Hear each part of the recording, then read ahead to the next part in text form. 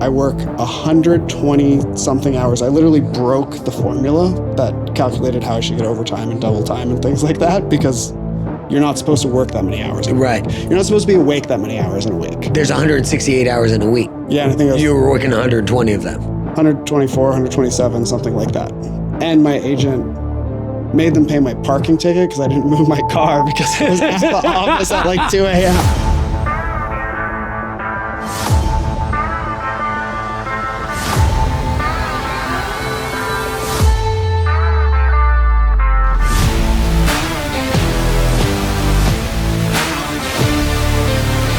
Thank you so much for joining us on the Evolve Your Brand podcast.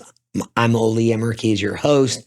Just want to give a huge shout out and thank you to Icon Industries, Shane ×3, because you love yourself, Steven, and the whole team here. We can't do this without you. Without further ado, Dave Benton, founder of Meta Jive. Thank you so much for joining us. Well, thank you for having me. Absolutely. So, I asked you a question and I said, what do you want to take away from the podcast? And you said you want to come from a place of giving and sharing. How come that's important to you at this stage in your career? I've had a lot of people give to me throughout the whole process. We've had incredible advice, incredible guidance from people who've been leaps and bounds above where we are. I was a member of EO Accelerator, which was super small as a business, and people who ran huge business gave me a ton of context. So I'm just going, if I'm at a spot to help someone else, that's what I got to do. My core mission in life, which also happens to be the mission of Meta Jive, is to create great experiences. So I want to create a great experience for my friends, my family, my daughter, everyone I come in contact with. It's less about some lofty, like I'm going to save the planet, I'm going to do that. I just want those moments to be great moments. And as you get older, you kind of think about the journey more than the destination. How come experience matters to you? That's what life is, right? It's one moment after another moment all the way through. And you can get all cheesy about the present and right, we don't live in the future, we don't live in the past. And it's true. And it's incredibly hard to keep your head out of those spaces. But that's what you remember. People say things like, oh, you remember how people made you feel as opposed to what they did. And that's true. There's people that have also made me feel great, but didn't do X, Y, or Z, didn't live up to it. So it helps level things up to a holistic view of what it is, because right, in a marriage, there's date night, which is a moment, but then there's the experience of being married, which is like a way bigger picture way to look at it. Right. Meta Jive, how have you incorporated the experience into the culture that you've helped create and build? So we frame experience. Experience is one of our 5 values. And experience, we frame on 3 pillars. The experiences being the websites, digital products, apps, stores we build. Like, what is it actually like to interact with this product? 2, our partners. We call them partners, not clients. What is it like to actually work with us? My wife, who's our COO, has a phrase. She's like, I want every client to want to go have a beer with us when the project's over. Because if they don't want to do that, someone has messed up along the way. But in order for that to happen in a professional business relationship, you better have delivered, or like you don't want to see these people again when you have a bad experience. That also means we should treat everyone like people and do that. And then for our employees, it's like, what is it like to come to work every day? How do we treat each other? How do we guide each other? How do we grow as professionally in our skill sets, professionally in our career path, professionally with our salaries? What are all the things? And then how does all of that serve the agency, the clients, the people who use our products? Are you still involved in creating the culture? I mean, we're not that big. We're right. 44 people.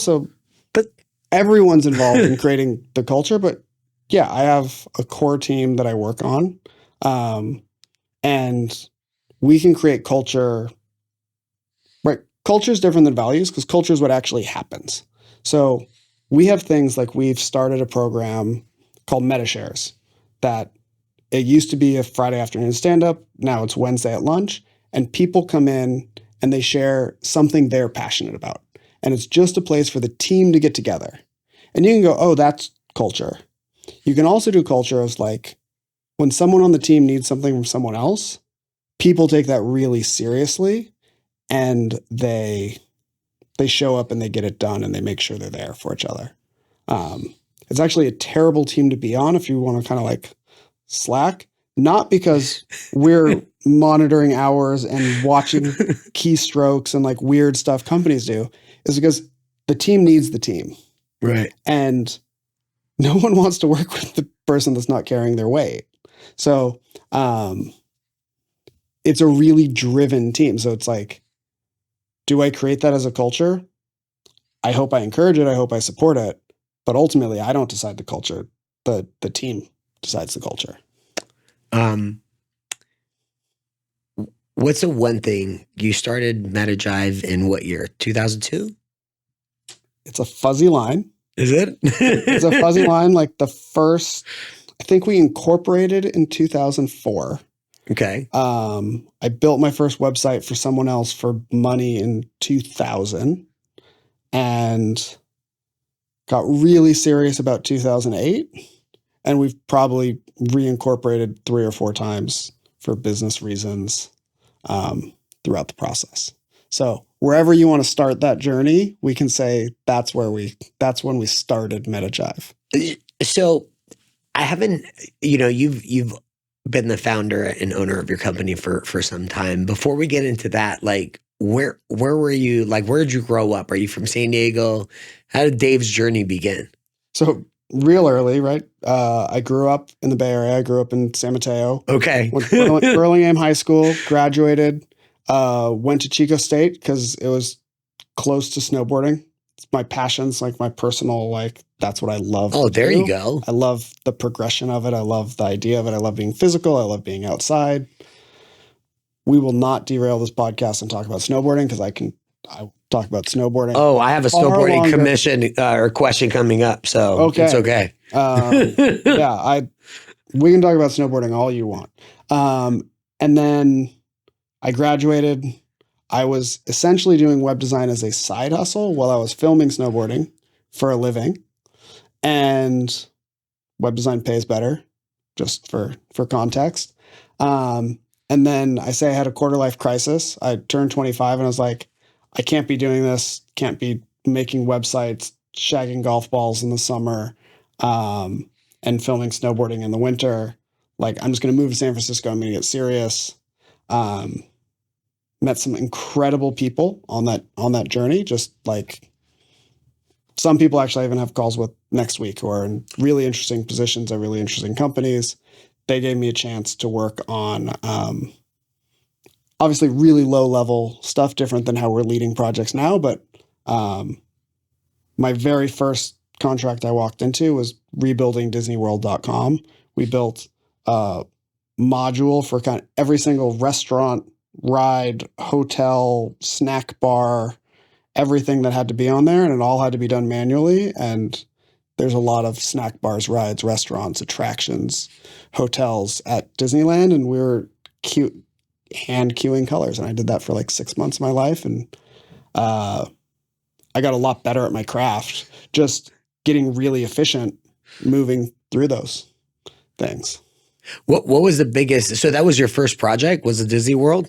That was like my first real big professional project. I also one of my clients at the time, my dad worked for a computer keyboard company, like custom keyboards for Avis and Southwest and people like that.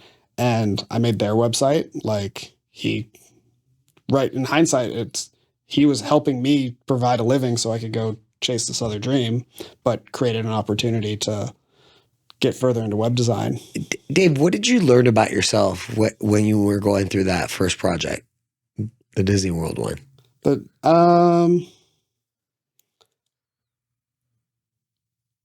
I knew it's what I really wanted to do. And I think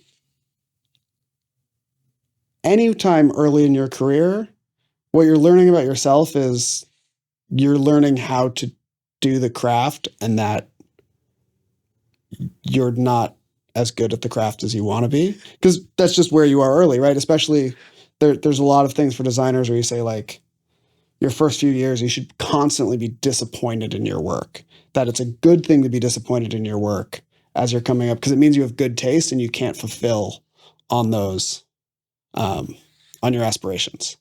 So if you're an ambitious person, you want your work to be better and better and better. Personally, I was willing to work really hard. I had really, really great people at the company, that I worked with. They took a chance on me. And it was great, but it was a grind, right? It was the lowest level, entry level production. So if it was film, it would be like, you can log the footage. Great. Right. Like, but I was willing to show up, work really hard every single day. When you were talking about it, you didn't talk about it with joy. Like, hey, I was so excited about doing this. Where does that hard work ethic come from? Like, where did you pick that up in life? I don't know where it came from. I know my dad in particular worked super hard. My mom was a public school teacher. She was working late every day, grading every paper for every kid. Like, she did the work, right? She would talk about, other lazy teachers who weren't giving as much. Like, both of my parents professionally gave it all. So I definitely had models there. At the same time, when I started my career, I didn't really have a great work ethic.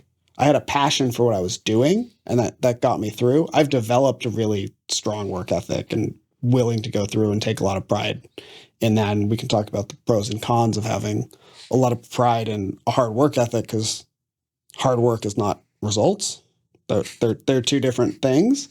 And there's a lot of people who are like martyrs about all the hard work they do, and that's not a healthy space to be in either. So, where did I developed it over time through practice, discipline, and genuinely, particularly early in my career, being really, really excited. So as you were going, oh, you didn't seem excited about, the work for building that giant theme park website. It wasn't really joyful work, but it was a joyful time of my life. And it was a joyful place to be, and really great mentors and founders and people were doing it. But at the same time, producing 600 modules and keying in color codes, like that's not glamorous work. But again, in hindsight, it gave me so much experience to get so much better at my craft so fast, and really taught me to be a professional, which is a totally different skill set. Yeah. Can you take a few minutes and talk about what it means to be a professional? Like, what your definition, how you define that? I haven't put any thought into what it means to be a professional, but I know it's a lot like defining being a grown-up. It means you're going to do what you say you're going to do. It means you're going to ask questions, be intuitive, try to guide where the business is going, and give it what you can in there. So reliability, accountability are things I think a lot about being a professional. Ideally, you're going to be in a position where your opinion's valued beyond, here is your box, like, go through it. And I think we all have a duty to understand where the box goes, where, like, why is this box I'm working in important to the company that I'm working for, and understanding. I think there's a lot of people, particularly in marketing, branding, design, where they're like, I'm going to be the best designer, and they can make beautiful, beautiful things. And some of those people can't make things that are commercially viable, or they don't understand why the checkout button has to be green, not red, or whatever the thing is. And you always have to put in practice whatever you're making, what's that in service of, and understand the big picture there. Yeah, being connected with the project. Yeah. Yeah. And understanding the project's place in the whole stream and what the company is doing and what's the company's place in the world and what does success look like there. I like your wife's evaluation. You said that after a project is completed for a partner, you want them to go for a beer with you know, because if you didn't, it's like they are unhappy. Like what a great way to have that foundation. Like we actually want to be friends with the people that we serve. Yeah, and it's beyond friendship because we have to serve them, right? And I think to be a pain in the ass.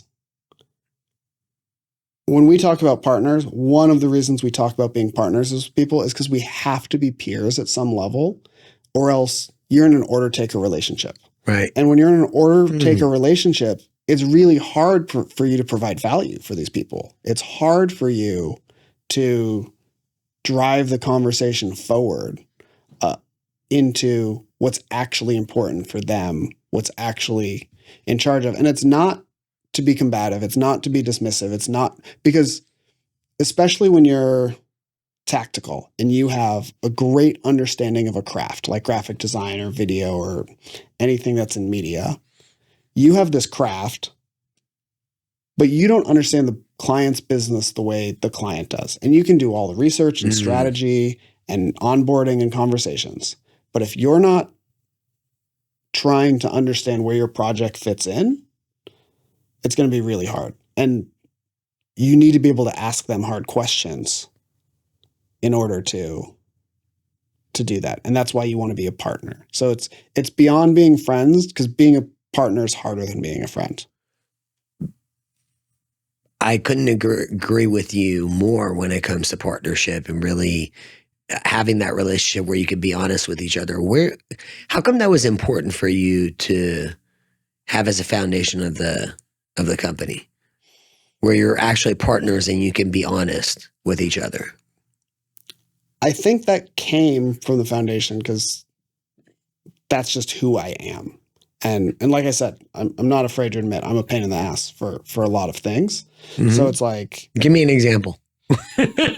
I'm going to ask why. I'm going to ask why about everything because you're curious. I'm curious and I want to know, but I also want to make sure we're going to set it up for success. And I'm not doing it because I want to create friction because I want to create friction in a relationship, but I am going to push forward. I am going to go what's the real reason? Can this be better? How do we do that? And anytime you're going to have impact, you're going to have friction.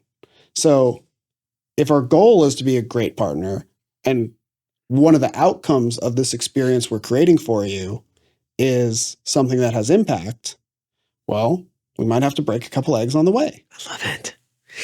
I love, are you pre-framing that early on with we are going to make an impact and there's going to be friction that's involved with this because we got to get down to the core of what problem you're trying to solve? I'm inherently a problem solver. Like my motivation to show up to work every day is to solve hard problems. Yes. Like that's the joy. That's not the struggle. Right. There's struggle in getting to the solution, but like that's why I show up every day. And am I pre-framing it? Depends on the relationship, depends on the context, depends where it is, because we're also going to shape who we staff, how we align, what we do in order to get that, because everyone has a different tolerance for those types of questions. But generally, when we have it like, hey, I'm going to ask you 2001 questions in your business, and you might worry like, is this condescending? Is this that? And it's just because we really want to get to the truth and understand what it is so we can make the biggest impact, so we can understand the vision, where the product's going to meet the people, going to meet the need that we're creating. And most people are really receptive. And I don't know what it is, but somewhere along the line, you signal the intent to create value for them beyond the value you're creating for yourself. That makes people receptive. Ideally, you have experience in solving problems like this as well. That gives you some credibility to do that. But as long as you understand, like, or you make it clear that they understand, it's like, we're not being pain in the ass to be pain in the ass. We're here and there's going to be some friction because we want to do what's ultimately right for you. And when you set that as an intention, people are receptive because they ultimately want what's right for them as well. 1000%. Like, you don't have buying on that. Like, come on. Is that different what Meta Jive does in your space, in your industry, that there's that healthy impact and friction? There's so many great people in our field. So are we absolutely the best at any way? Do other people have friction? Maybe some people just ask the questions a lot more tactfully than us, and there's no friction. So it's like, I have so much respect. We have so many peers, so many people in our industry that are so good. But I'm also really proud of the work we do. Yeah. And I'm really happy with the output we deliver, the business results we deliver, the relationships we build along the way. So does that differentiate us? There's a lot of things that are different about Meta Jive, but is there one thing like that where I go, like, that makes us better? Being different doesn't necessarily equate to being better. And I'm happy to say we do a lot of things different. Also, everyone in the industry builds upon a lot of the same principles of, like, how to run a design process, how to communicate with clients, how to set a scope of work, how to communicate through that. So we're just here to cater the process to our partners to understand whatever we can do to make it the best we can within the constraints we have. What's the coolest project you've recently been involved with, or? One project that I'm super proud of, which is interesting because it wasn't an easy relationship. We replatformed a movie theater from the ground up, and it was a 12-month, 18-month engagement over COVID, new app. It's like 7 projects rolled into one. I think the team did such a great job balancing all of the needs. It's a really great experience. They have a bunch of results that we don't take credit for all of them because people acted different pre-COVID and post-COVID for how they want to engage in digital experiences, but we know it impacted the business. So I'm really, really proud of that. Is that the coolest? No, Kelly Slater's Wave Pool is the coolest website we've ever made. Like, okay. Anytime we can work with Kelly, like, we love Kelly. We worked with Quicksilver. We did his clothing brand back in the day. We don't really work with him. I'm not, like, I don't have Kelly on speed dial. You don't? I don't. Okay. I don't. Well, Kelly, just yeah. If you're out there, we'd love to have you on. Yeah. Right. And we can get in touch. But, like, yeah, the perfect wave pool in the middle of Lemoore, California, out by Bakersfield was a dream project, and we had really great partners, and we did it really fast. But it actually kind of made it fun. Right. Because we had some constraints, but that made people make decisions, and we could just do really great work. And we got to work with someone who's never been on our staff, but a close collaborator, someone named Rena Mile. She's an amazing designer. She's a close friend of mine. So I just, like, shout outs to Rena. You're still in my thunder for later, but I love shouts out. Who makes your life better? Who makes your day better? With the project with the movie theater, like, what goes into, like, what problems Meta Jive? Because during COVID, things shifted. You could tell that there was a lot of adjustments. So how did your industry change once COVID happened? Are things different today? Have some of those stuck in your industry that are different? Yeah, I think there's a lot of things. I mean, I think remote work holistically has shaped business as a whole, and that affects our company, that affects our clients. So, like, one of the things I actually don't love, one of the things that I miss about pre-pandemic life is when we kicked off a really big project, we always started with this big, like 2-day in-person, 2 half-day sessions. And we maybe have done one since COVID, but because both we have remote employees and companies have remote employees, they're not in the same spot for us to even have a place to go to create the kickoff. So because of that, that's like one thing that I really miss, because we'd get so much work done so fast because you have to have really in-depth conversations. Proximity and duration.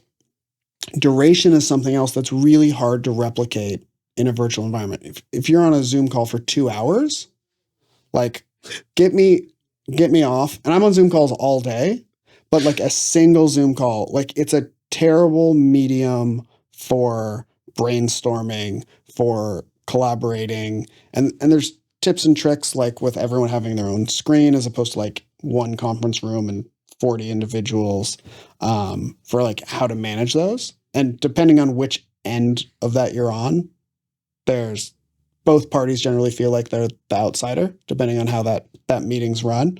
Because you either go, everything's happening in the room and I'm more just watching, or you go like, we're 8 people in this one cube and there's 10 people in all the other cubes that have equal weight to us. So perspective is, no matter what we're talking about, we're going to go back to that. So I miss that. There's a ton of opportunities that are created. Like we have someone in Ohio who is just like one of the most talented graphic designers. They can't be here for a reason. We have someone in St. Louis. They can't be here for a personal reason. We got 3 or 4 people in St. Louis who can't have family, life, whatever, outside of work things that they can't be here. By all means, right? Redding, California, like we've got all these people that live these places and now they can be on our team, even though they can't be here. At the same time, we have to balance what that does. Yeah. So there's pros and cons, just like anything else. Have you noticed that having remote employees has made your organization better? I think there are definitely benefits to having it, and to just being able to have access. In fact, one part of our business, the Pixel Perfect business, which is the web development business, 3 of the partners are in Austria. And Austria. It's over by Germany. I know. Yeah. Global economy. Yeah. It's not down under though. A lot of people think Australia. Yeah. No. I heard you say Austria. Yeah. I'm like, I caught that. I'm like, I know exactly. Guten Tagen, guys. Actually, funny story. Shane will tell you about his experience of living in Germany. What do you enjoy about where your company's at today? Like after reflecting back on, all the blood, sweat, and tears, what is it that you enjoy the most today? There's so much I enjoy. I know. I think we're at a place I never would have imagined being. Okay. Where's that? I mean, we're at 40-something employees. We have amazing clients, working Fortune 100, Fortune 10 clients that we work with, like the largest companies in the world. We're doing amazing work, far better work than I could have ever led. Our executive creative directors, just fantastic. Our creative director, Rob, is like one of my closest confidants, and I trust him. And like we were talking about being a pain in the ass, Rob is a pain in the ass. But I absolutely love it when he comes to me and he says, you're not going to agree with this. Right. But like, here's why you should reconsider. Because we've had so much dialogue and so much friction. He actually understands where I'm coming from and is going to go like, and I still think you're wrong because of that. Like, you're going to go to this principle, but this is why you should reconsider. And it's like, it's the stuff like your kids calling you out on something. It's like, you don't really want to hear it, but like, you're really proud of it. And like, that journey is great. Financial success is great. Stability, being able to provide for families is something I take a tremendous amount of pride in. And being able to give some security and partner with these people Because again, right, our team members are our lifeblood. Dave, you talk about your team members so much. Like it's, you know, I talk about impact leaders, and I love, connecting with individuals like yourself, that it's so much more about the people that you serve, because that makes all the difference on how they execute for your partners. I mean, we all do It's it crazy. together. It's Yeah. no one is serving anybody, right? Right. Without clients paying us money, we can't do the work. But we need to make an impact for them and make it pay off for them. Without the team doing the work, let's do that. Like, if you ask me to put the label impact leader on me, that's not who I am. Like, I do calls all day. The team does the work. That said, I'm very close to most projects. I was about to say every project, but there's a handful here or there, or right, we've scaled in different ways. And like I was making jokes the other day, I'm like, I'm not welcome in that meeting. Like I want to go to that meeting, but I'm How come you're not welcome? Because the team has it. Right. And if I don't have all the context, I can be disruptive. And I need to know my space, and I need to trust my team, and I need to know that they have what they have to deliver at a level. And like I said, there's plenty of people in the organization in different ways who help us deliver in a way I could have never led us to. So getting to a place of trust and understanding and going, oh, this person's going to do this different than me, but that's not worse. I'm not better than that. And that's a journey. Yeah. It's like there's a lot of different ways to get to the solution. There's a lot. A lot of different ways. So a when lot of Rob, different solutions, there's not one solution. yeah, life is not that easy where you have one solution for everything. When Rob gives you healthy, healthy friction, what's the end decision? Is that his? Is that yours? Like how does the decision making process work? Being the founder, you don't have the luxury to, like, all decisions are ultimately yours, right? If you want them to be or not. Yeah. I change my mind a lot. Okay. I don't change my mind a lot. So I'm definitely in a mode now where I'm like, I am inclined to listen. And if he goes, hey, you're not going to like this, but we should do this, that's not going to be a 3-second conversation if it's something important. Right. And if it's something important, we're going to have a lot of conversations. And one of my strengths and weaknesses is I will go back to that conversation 3 days later and say, we made this decision and I agreed with you and now I don't. Or I didn't agree with you and I should have. Okay. And I tend to spin on things a little while. Someone referred to me as cerebral once, and I wasn't exactly sure if that was a compliment or a slight. And I think I'm still debating that. I take it as a compliment. I mean, the reason why I asked that question is I just want to know the thought process that goes, having seen your company transform, and you talked about, before we got the podcast started, you said, I want to go through all the cons, all the bad times. Like what helped you persevere through those moments? And is there a time that you could think back where you're like, you were at a crossroads and it was one of the hardest decisions? Do you remember a time like that within the company?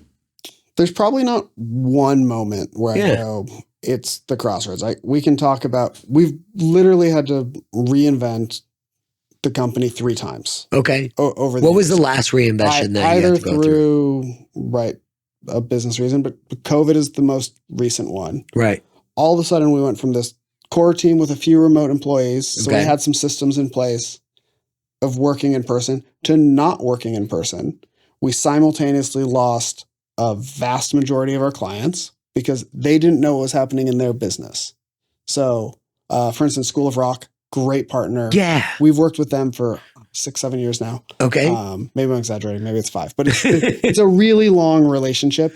They have an absolutely incredible business. They were at like 100 schools when we started, and I think they're at 600 now. They're in all kinds of continents, just this incredible business, incredible partners, largest music school in the world.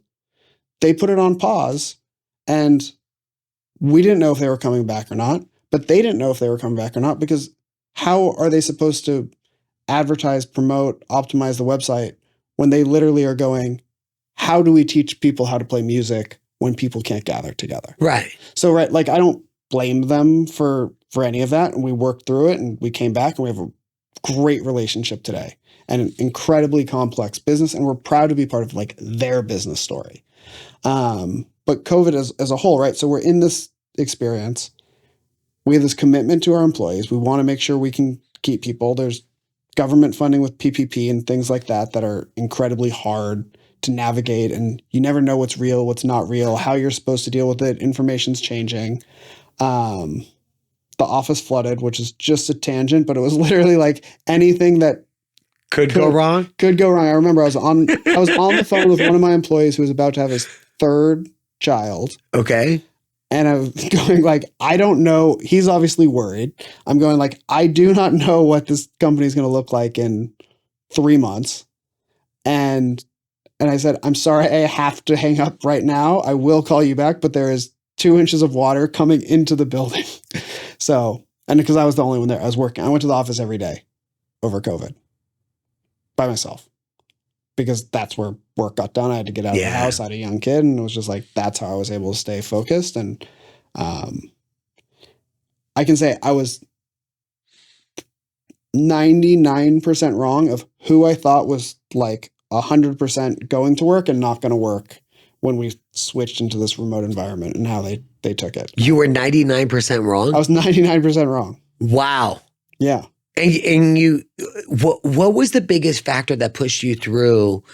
Like, you're dealing with a flood. There's so much unknown. I can't even imagine, like, in that space. That's crazy. It was one of those moments you just buckle down and you say, like, this is what we have to do. It was half out of necessity, because we had been on this really great growth journey there. And it's right. We were 12 people at that time, but we went from like 4 to 12 in 3 years. And then we've gone from like 12 to 40 something in 3 years. So it's like, that was one version of the company. This is another in between those 2 journeys. And there was this almost desperation not to lose what we created, because we had such a core team. We had Rob, who I talked about, Christy, who I talked about, were both there at the company at the time, right? They've been with us for years. I don't think Paige was there yet, who's someone else that just plays a huge role in the company. April was there, my wife and COO. And there was just this desperation to continue to build on what we had and not squander it.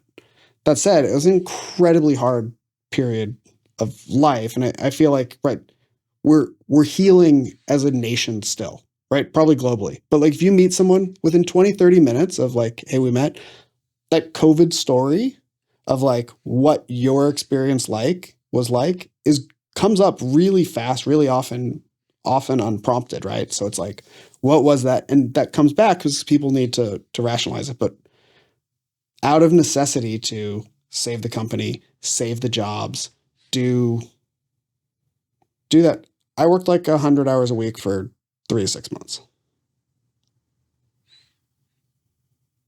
And I'd go running from somewhere between 9 to 11 o'clock at night because I couldn't sleep if I didn't. Are you a runner? No. Oh. But that was the exercise option available. I get it. So you're putting in 100-hour weeks to make sure that you deliver on the commitment that you have. When it got hard, what pushed you through? Not thinking about anything else.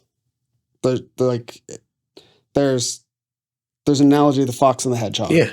And right, the fox is going to try a million ways to do things. The hedgehog's going to try one. The reason we've had 3 different variations of this company over 20 years is I am only capable of doing one thing and focusing on one thing at a time.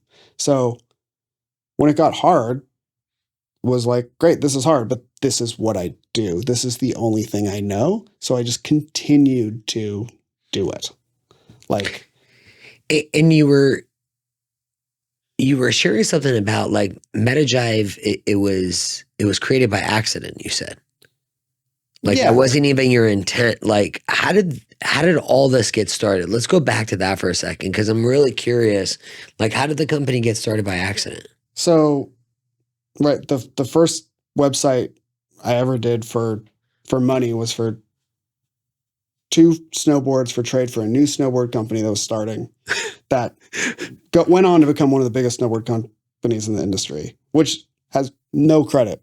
Oh, No it's credit it wasn't because of you? It wasn't because of the website that I poorly put together. And then, then I did some stuff for my dad's website, and then I got into all of these, put into all these positions. I incorporated, and it was like, the reason I had Meta Jive was metajive.com was a domain I owned.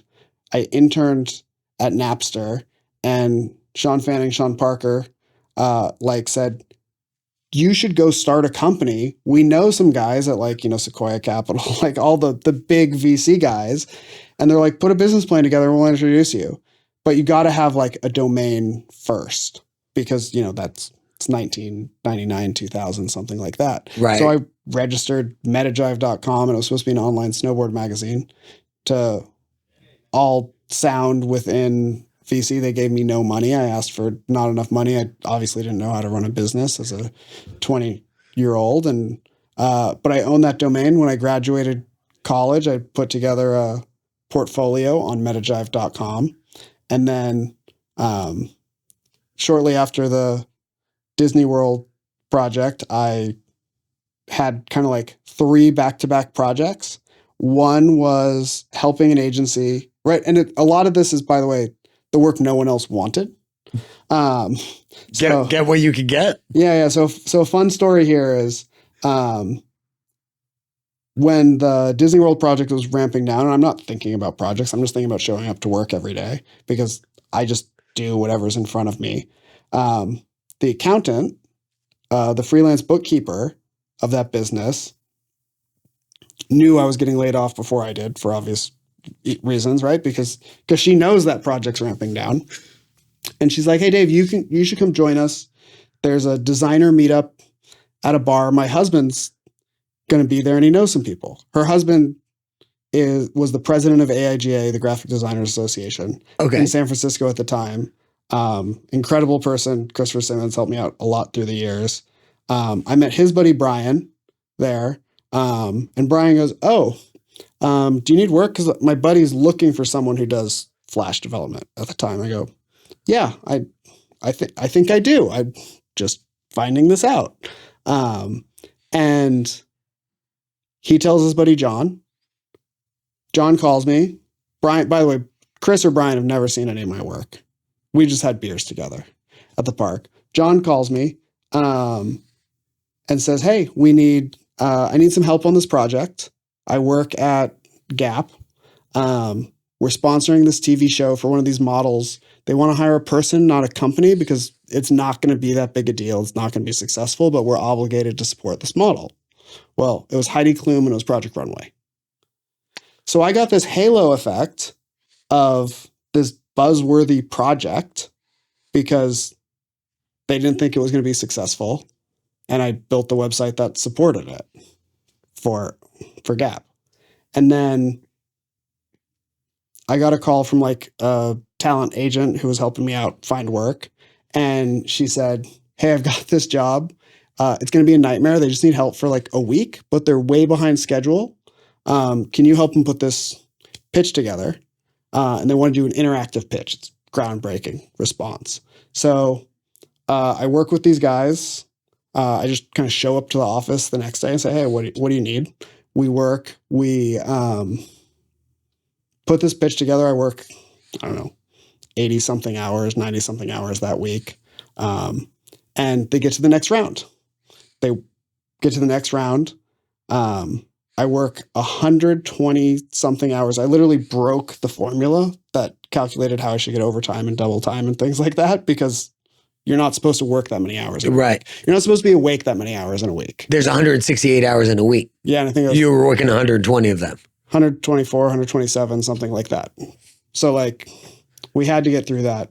And my agent made them pay my parking ticket because I didn't move my car because I was at the office at like 2 a.m. Okay, that's a funny story. So you were at work so much you were getting parking tickets. Yeah, and then that night, the last night of the project, they were presenting the pitch in Vancouver, and they said, "Do you have a passport?" I'm like, "Yeah, I have a passport. Why?" And they go like, "Because this isn't done, and we're presenting at 9 a.m. tomorrow morning, so we need you to go with us." And we were working in my hotel room. All of these big creative directors are in there. This is for McCann Erickson, which is like the largest ad agency in the world. They had Microsoft at the time. And they're in my hotel room and they're like raiding the mini bar, just eating snacks and stuff because everyone needs to do it. It's like 2, 3 in the morning. We worked till like 4:30 or something. And then we presented at 8 back to everyone so they knew what they were showing. And I'm like, I can't afford that. I can't afford the mini bar. And they're like, don't worry, you're not paying for it. And I was like, okay. But like I was at that stage in my career where I'm just like, I can't afford the mini bar. And they're getting parking tickets. They're raiding your hotel. Yeah. Do you have a passport? Okay. That's an adventure. Yeah, it was a total adventure. And then because of that, they said, thank you so much for the help. Like, right. Like you worked a lot. Apparently I did a good job. It worked. They won the account. So they said, is there anything else you want to work on here? And so this is like 2005, 2006. It was summertime. And I was like, yeah, I want to work on the Xbox 360 launch. Okay. So then after a year of being in San Francisco, I got to go, I built DisneyWorld.com. I helped on the Xbox 360 launch. I launched Project Runway, and I helped this agency win Mike's Hard Lemonade. And so like after 1 year, it was like, here's like, you couldn't have a more successful, like, MVP. Kick off to your career. Entrepreneur journey? Yeah. And what made you decide like, okay, so. Sorry. And to the original question. Yeah. Gap had to pay companies, not people. So I had to incorporate Meta Jive. So that's the first time we incorporated. Got it. So the only reason you incorporated is because. To get paid. And Meta Jive. So you wanted to start. The reason why you named it that was the snowboarding? I wanted to start an online snowboard magazine. And then because I had the domain, I just used it. Right. It's a good name though. That's a great, I mean, like I was thinking that's a pretty, like that name has lasted. Sean Parker said it was good. So like he's been pretty successful. Yeah. So, actually a funny story about. And you bartered for snowboards.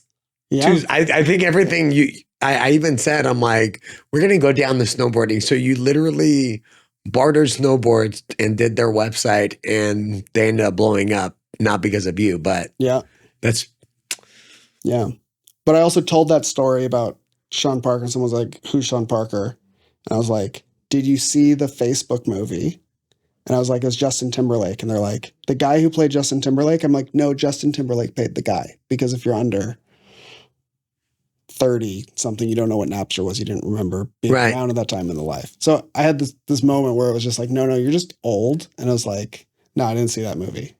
And so like the guy played Justin Timberlake. It's like, no, the other way around. Yeah. The guy that was, wow. Where is the, what's the next wave? What do you see for this industry? Branding, marketing, like how is it different than 10 years ago?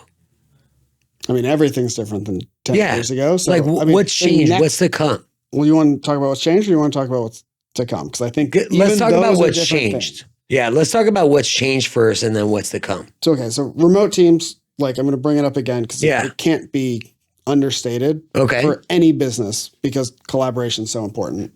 The requirements of what it takes to build a good website today, for SEO, for speed optimization, like the whole tech stack, all of that stuff's in there. That makes a really boring podcast. Plus, everyone will tell me I'm going to get 10 technology things wrong there because I get the underpinnings, but I don't write code.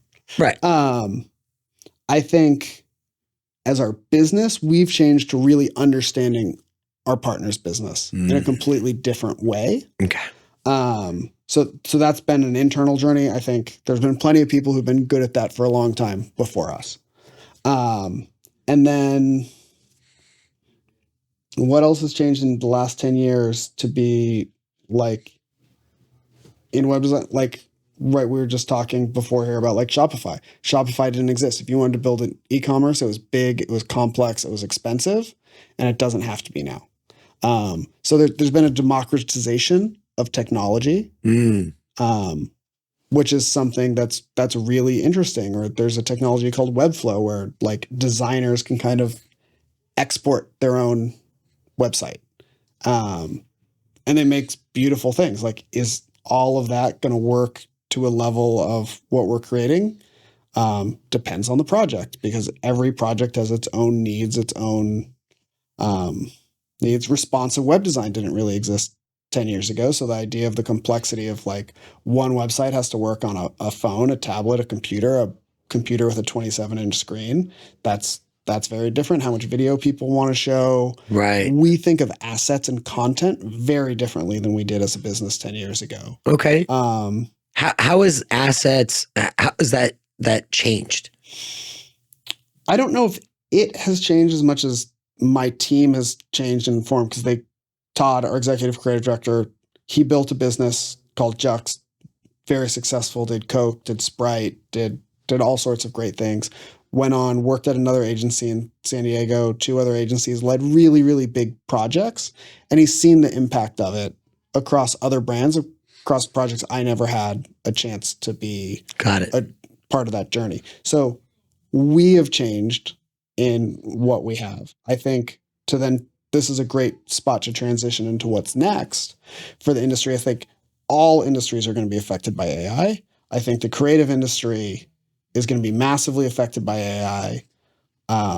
People go, are you optimistic, pessimistic, neutral? I'm super excited about all of the creative opportunities. If you've seen Sora, the OpenAI's new video generation thing, type in a really simple prompt, get a video. How granular can we get it? How does that scale? How does that work?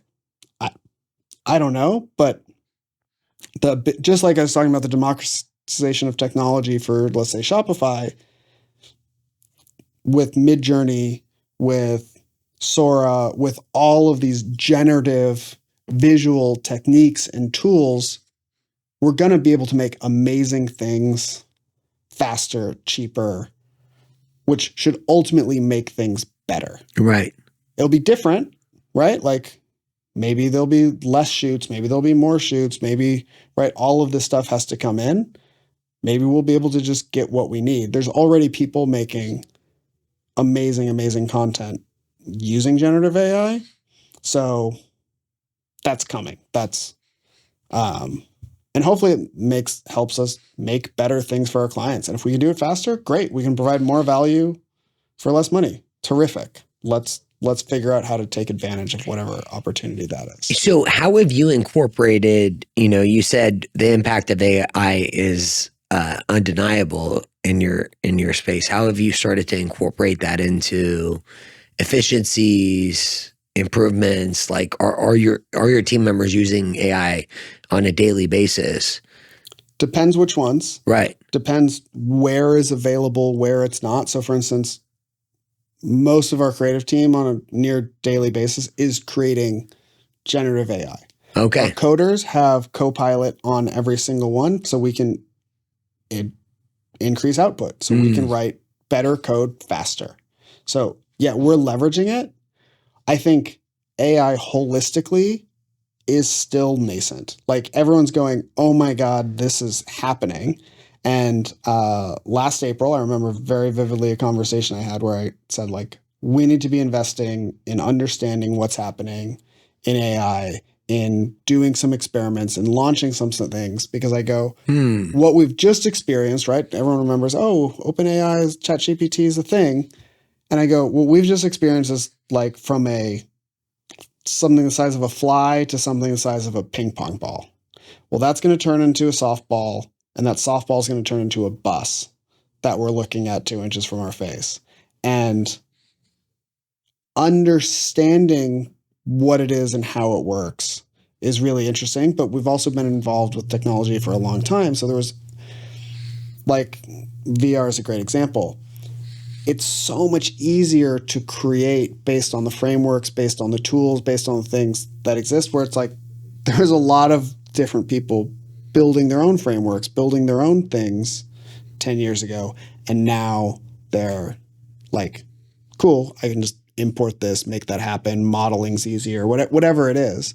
So I just go, we need to find that line between like trying to build something that's just going to be free because it's just going to become the adopted standard that someone else is going to build, and understanding what it is. But being curious, being a maker, like, yeah, it's really exciting. And the goal of turning every developer into a 10x developer, terrific. I'd love all of my developers to be a 10x developer. And like, ultimately, is that going to end up, meaning we need less developers? I don't know. Hopefully it just helps us get better at the craft we do and like be able to serve more, create more, and harness that technology. There's no reason not to, and pass that on to our partners. Just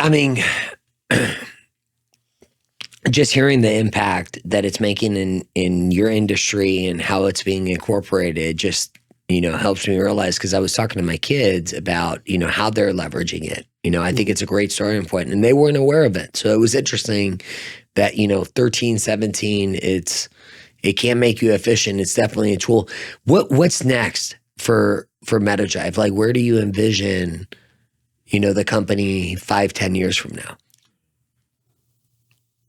I want to follow the same mission. I want to continue to create great experiences. I want to have tremendous partners at all levels, internal and external, out of the business. And I want to work on really high level, beautiful design paired with technology.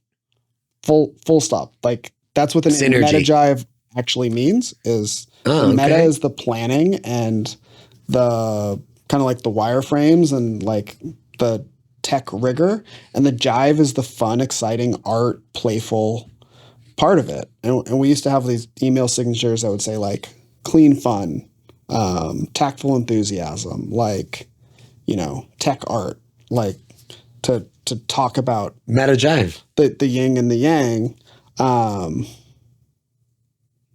So the mission hasn't changed. The mission hasn't changed since day one. And that turned into me being me, creating these things, right? We talked about that kind of like rookie year. And eventually I needed help. I needed some help from some guy, Dell, who's been long-term partner of ours, mine.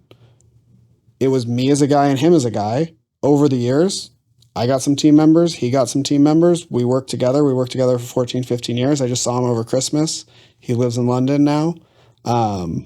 We don't work together as much as we used to because we have more development in-house and things, but it's like I would be nowhere without him or his partner, Chris, like, who I still talk to. I miss talking to them every day, but I still talk to them on a pretty regular basis. Like, they were foundational in who we were and how we developed a company and what we were able to address. And every experience, positive and negative, with them has helped me be a better business leader through our tech department. And so as we work through all of those things, every piece of your journey, positive or negative, is shapes how you look at things. Perspective. Yeah, it just builds your perspective. So to get back to the question of like, where are we going to be in 10 years? I hope we're making beautiful things that provide value to both the companies and the users. And I want to be working at the highest levels of design and technology. And that's always been the story. It never changes. What we do change, the foundation stays the same. Snowboarding. So we're gonna finish off with snowboarding. I saved that until the very end. Yeah. What is it like the joy when you started talking about snowboarding? What do you love about snowboarding? Like I got buddies that just rave by it. I've tried skiing. It wasn't for me. I'm going to give snowboarding a shot. What is it that you love about snowboarding? I love the journey of it. I love the challenge, right? Fresh air, mountains, all of those things. Great. Like, I'm better at it than I ever was at skateboarding. Okay. I'm never good at, like, I love skateboarding. It's so fun. I surf now too, because we live here. So it's like, any way I can stand sideways and move, like, I'm all in. But it all comes from this love of snowboarding and this free time to go explore. But to me, it's all in the name of progress. It's all in the name of driving forward and learning what is that next trick. And now that I'm older than I care to admit, right, 43, it's like I can still do 3/4 of the tricks I could do when I was 22, riding 100 days a year. And like day one, I'm like day one every year on the mountain is like, what tricks can I still do today? And like all seasons, like, can I get that trick back? Can I go do that? Can I do a big air in the half pipe still? Can I, like, all of these things have changed, and it's like a challenge to be the best at what I can be in that. And I love the process of it. So that's snowboarding. That's your, the tricks that you could do when you were 22, can you still do them? Not all of them. I can do a lot of them. All right. There you go. Yeah. I did like a chest head high air out of a super pipe last year. And that was like my like glowing moment of the season. Okay. You might have to, did you get it on video? No. Oh, you didn't? No. Okay. One of these days I want to see a video of that. That would be amazing. Yeah. But I mean, the kids today go 22 feet out of a 22-foot half pipe. And that's different. We're not kids anymore. Yeah. And I was never as good as the kids at the time, right? I have a lot of friends who are in it, and like so many friendships, right? Shared through that journey. My daughter's godfather, one of my closest friends, comes from that world. He was a snowboard filmer when I was a snowboard filmer. We know so many people. I've been able to call in favors. We got to produce a series of commercials for one of our partners we were working on a while ago, and I got to hire the guy who made the snowboard movies I grew up watching, Mad Dog. He lives here too, by the way, so you should have him on. He's an amazing character. Okay, well, you have no idea how many snowboard fans I have on this show, like the fanatical. So when you said that, I'm like, okay, get Dogger in here. Dogger's the man. Mike McIntyre, he's just like salt of the earth. I won a contest when I was like, I don't know, 24, 25 for like an amateur snowboard filmmaker, and my prize was I got to go edit with him. And oh yeah, and he like went to the bathroom or something and came back, and I was like just cutting away on this like TV show that was gonna ship, and he's like, oh, like you're in it, and he's just like the world's most supportive person. Like those TV commercials we got to make, he carried us. Like I owe him big time for getting that work out into the world, and like they look fabulous, and he just like helped us actually understand what it was. So it's like there's so many times, and I think a lot of people, I'm gonna tangent to this point where, right, people talk about being self-made, people talk about whatever narrative it is for working hard, and like, yes, I have worked hard. I have had so many people at so many times in my life show up and be there for me to get us where we are. And just I had coffee with someone this morning who, when the first time I met them, there was a weird business relationship, and they were involved. They were kind of coming in and ultimately ended up cleaning up a mess from one of our clients. And now they're like a true partner. But when I first met him, I was like, oh my God, what's this guy doing here? Blah, blah, blah.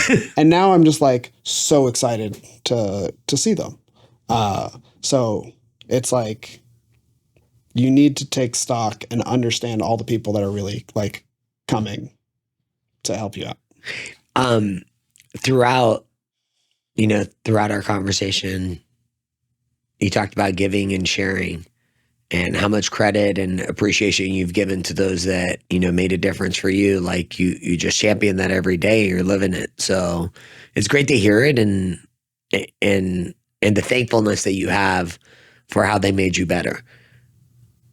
Yeah, both the business better and myself better. It's like, because it's a journey of like, as I talk about it being a journey guy and an experience guy, and making sure that every moment is a great moment, a great time to just enjoy this conversation, enjoy the drive here, enjoy the phone calls like I make on the way. This afternoon, I get to go spend time with my daughter. Like, those are all totally separate experiences. And they're also part of a bigger journey. So like, everyone who has helped at every level of turning Meta Jive into what it is today, I'm just so like, the list would be endless. Massive. Well, we're gonna have to give a few of those people. So who makes Dave's life better every day? Who would you like to thank as we wrap up? You always have to start with your parents, your wife, your kids. Like, that's the core. Family, life, friends. My best friend Mike's been with us since like, we've been bros since we're 13 years old, and like literally treat him like a brother. And he treats me like a brother, and amazing people, that whole family, the Hoke family, shout out to you guys. They've always treated me someone. The core team and the current team now, Todd Ferguson, our creative director, Paige Fowler, our director of production, April, my wife, who I already mentioned, but like, she is there in the business too. Luke, our CFO, who just came on this year, has made an incredible impact. Rob, who I've talked about being with us for 4 years. Christy, who has been with us for 4 years. We have this new employee who's been with us 2 years, Allie, who's just like rock star, Matt Heidenreich. Like, I could literally name all 43 people on the team, and I probably interact with 30 something of them every week. Valentine, Alex, and Peter, my partners in Pixel Perfect, that made that possible. Like, those guys work their ass off and are incredibly talented. There's so many people I'm not naming that are in the company. Tim Barber and JT started this company called Otopod. They used to be a partner of ours. They've acted as mentors for me for like the last decade. They're just like always been there. Incredible people. I just shouted out Dogger because he did that one thing for us one time. Like, but it was a huge moment, and he came through for us. Heather Smith is someone else who I'm not particularly tight with, but like, she came through with us. Justin LaRue, good friend of mine, amazing photographer. His brother Gabe LaRue, amazing photographer, videographer, lives here as well. You should hit both those guys up. They are just help us every step of the way. Zoe Oxenen is our copywriter, and friend, shaman, guru. She helps me out all the time with all these things. Her husband, Yusi, is just like so fun to hang out with and just like brings the stoke in my life. Like, the list is endless of like the people I need to thank for everything we have. I love it. I love how grateful you are for the people that, that make your life better and impact your life. It's refreshing to see that. I mean, there's no point in doing any of this if you can't share it with those people. It's about winning together. Yeah. Dave, I can't thank you enough. This is what it's all about. Successful local entrepreneur, San Diego Business Journal, fastest growing companies, the success. I'm so privileged. Like, I'm so glad that we got a chance to connect, get to know each other. Meta Jive, they're local. What an incredible story. And hopefully we get Dave coming back. So that's it for us. We are out. Dave, I hope you had fun. I had a great time. Also, thinking about it for 2 more seconds, Gene and Janica and HP have been our absolute rock, just like the best partners we can ever have. M. David Lowe has been our partner through like multiple companies. He's been someone I've known forever and is fundamentally critical in what it is. So yeah, I'd love to come back. I love being here. I've enjoyed the conversation. Hopefully I've said something that helps someone else on their journey. So as they mentioned to you, like we've had, we've had some incredible guests on, and you're one of the first guests that I've had that, when you're talking about your journey, also calling out all the lessons, all the people that have impacted and shaped that journey. Like, that was incredible. It really, really stood out to me, the gratitude that you have for all the people that, contribute to make Meta Jive what it is. Like, I'm a huge advocate for you. Like, I want to introduce you to some of the CEOs and people that I know, and, potentially there's relationships there, and you're local, my man. So a business is nothing more than a group of relationships. Couldn't have said it any better. And, when we first got on the Zoom, and some things have changed with us, like we're going through our learning curve right now. So it's a natural part of any business. Dave, I learned, I changed. Holy moly. It's like constantly getting, like, this isn't what I do like full time. I'm actually a mortgage advisor, so it's more of the home finance stuff. But this is just so incredible. Like, I would have never gotten a chance to connect with you, get to know you. Now we're starting to build a relationship, and I love your wife, April. She's like, we just got to have beer. I'm like, okay, that's like, beer came up several times. It's hilarious. She's awesome, but like, she's an enforcer for me. Like, she's constantly like, I need to be the hard person to make sure you get what you need to fulfill your dreams. Like, she has given at a level that is just phenomenal. And in fact, maybe a year or two was the first time I realized, like, oh wow, like, she does this out of protection for me. Yeah. And so grateful. Was it like, I'm curious, like, when people come on for you, was that, did it give you perspective on like your journey and all the sacrifice, all the hard work? Was that fun for you? Like, did you enjoy going through that experience? I mean, anytime you think about your journey, you're going to get perspective. Yeah. Sure. There's parts of every journey you're going to look at and go, I really enjoyed that. Parts of the journey you're going to look at and really cringe, right? But as time goes on, right, just like you have kids, so you talked about like having a baby. It's like, as time goes on, like, you don't remember the sleepless nights the same way. They happened, but you don't remember it because your mind tends to remember the good things and the good parts of the journey. So yeah, like, did I enjoy every minute of my journey? No, I'm a real human. It's real stress. Again, the company has imploded 3 times and we've had to put it back together. So it's like, were those fun? No. Like, did I have to make decisions and go like, this is going to happen?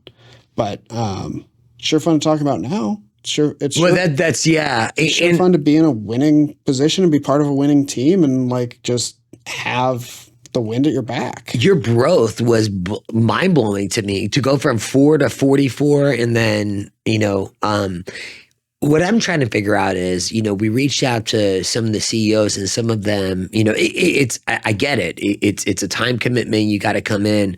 I'm thinking about like, how do we get more individuals like yourself that have accomplished, that have put in the work and do that, and then give them a platform? Because our goal with this podcast is to be the #1 podcast in San Diego.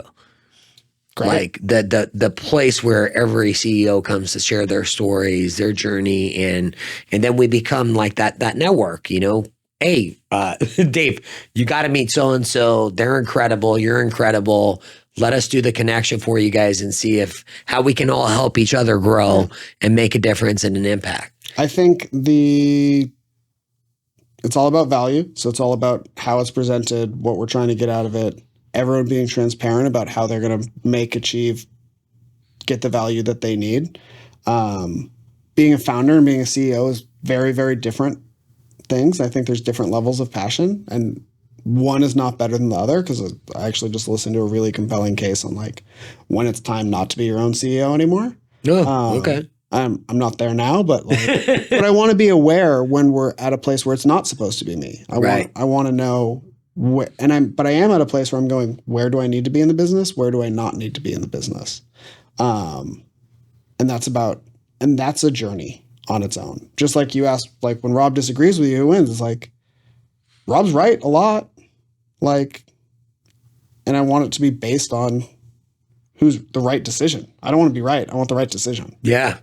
It's what's right for whatever project you guys are working on. Whatever decision we're making, right? Yeah. What's right. I think I really enjoy getting to know like the core values of your culture and what you build and what you pride yourself on. It's relationship. It's about, asking as many questions as it takes to really, really understand what problem are they wanting to solve, and then having that healthy communication to get the best end result. Well, our value, we didn't even talk about our values. So our values are growth. Our values are Kaizen, which is constant improvement. Kaizen. Okay. It's creation, because we got to create. It's about velocity, because you got to do things with speed and experience, because we have to create the experience. Yeah. Those are on our website, so you can. Well, what I would say to you now is you have a relationship with the studio. Like I'll definitely stay in touch with you. I don't know if you go to networking events or what I can do to support you guys. Just let me know. We're growing our influence within that space, and that's the biggest thing. Like reaching out to the top 50 taught us a valuable lesson. You don't know who you're going to meet, so you just got to take the chance and just reach out to a whole bunch of people and see how you can bring them value. So I genuinely hope we brought you value to say, hey, I'm glad that I decided to do that and move forward with it. I'm super happy I'm here.